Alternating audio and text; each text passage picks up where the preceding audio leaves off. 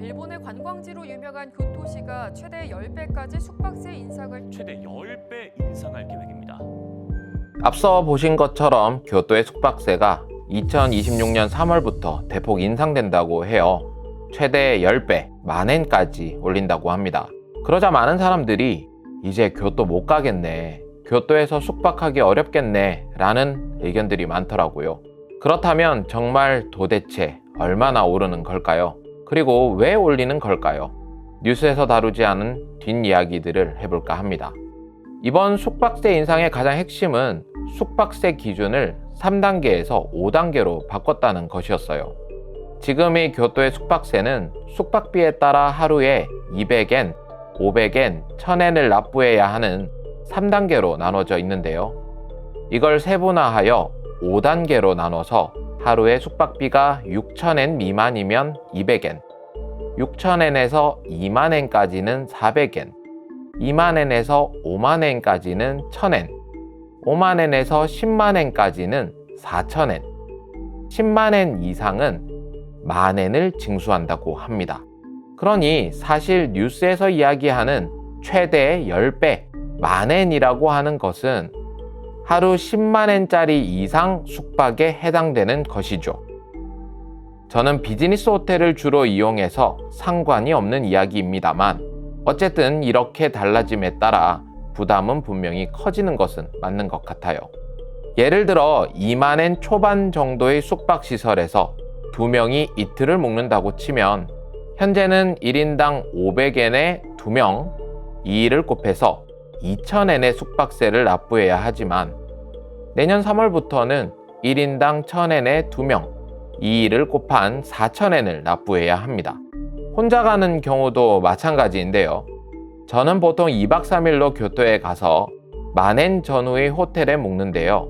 기존에는 400엔 정도의 숙박세를 냈는데 내년부터는 800엔의 숙박세를 내야 합니다. 부담이 크지 않다고 느껴질 수도 있지만 돈이라는 것은 내야 하는 이유를 납득시키지 못하면 불쾌감을 느끼게 되는 것이잖아요. 저처럼 교토에 애착이 있는 사람은 모르겠지만 단순히 관광을 목적으로 온 사람이라면 불만이 생길 수도 있을 것 같습니다. 그래서 그런지 교토시 홈페이지에서도 숙박세를 걷는 취지를 전 세계를 향해 홍보하도록 노력한다 라고 되어 있더라고요. 효도 관광이나 가족들과 함께 가면 확실히 부담이 더 커질 것 같습니다. 성인 4명에 아이들 2명 정도의 20,000엔에서 50,000엔 호텔 2박만 하더라도 12,000엔이 되어버리니까요.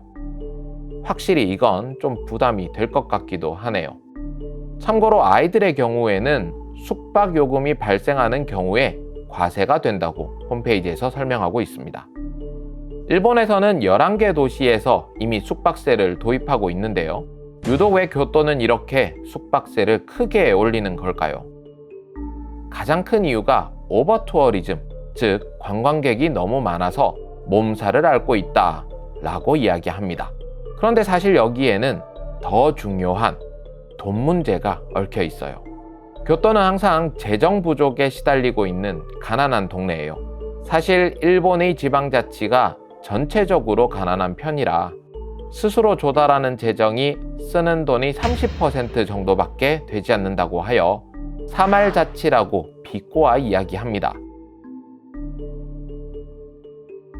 그 중에서도 교토는 유독 재정 상태가 좋지 않은 지방자치에 속하죠.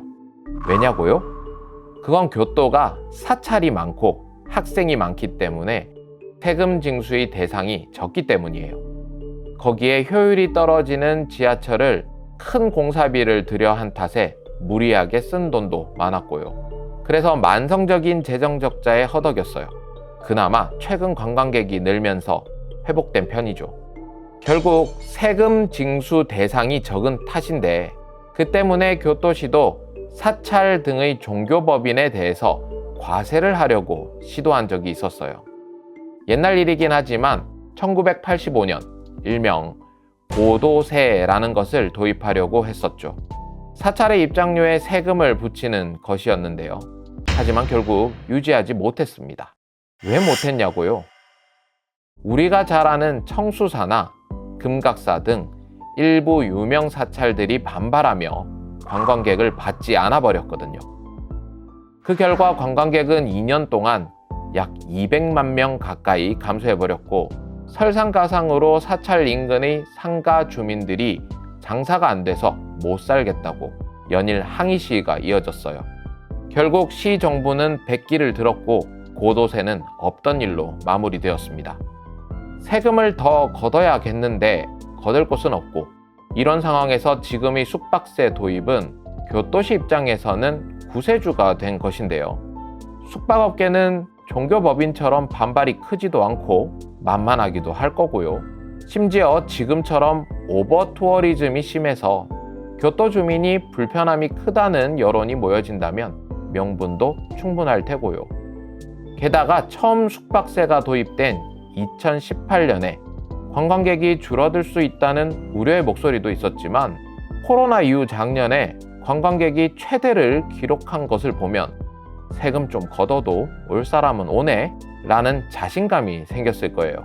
그런데 사실 이렇게 숙박세를 올린다고 하니 정작 일본인들도 많은 불만을 표출하고 있어요. 그 이유는 외국인 관광객으로 인해 오버 투어리즘이 생긴 것인데, 왜 일본인도 똑같이 숙박세를 내야 하느냐라는 불만이에요. 우리나라 뉴스에서는 외국인, 특히 한국인 관광객에게만 부담을 크게 늘리는 것처럼 이야기하지만 그렇지만은 않은 것이죠. 결국 물 들어올 때 노젓자라는 것이 교토의 숙박세 인상 이유인 거라고 생각해요. 부담이 되거나 불쾌감을 느낀다면 가지 않으면 되는 것이고요. 그럼에도 불구하고 그 지역에 대해 충분한 매력이 있다고 생각하면 가보는 것이고요. 다만 일본에서 최근에 숙박세 이외의 출국세, 관광세 등의 이야기도 꾸준히 나오고 있어서 저도 불편함이 느껴질 때가 많네요. 저는 초선생입니다. 구독, 좋아요, 알람 설정 부탁드립니다.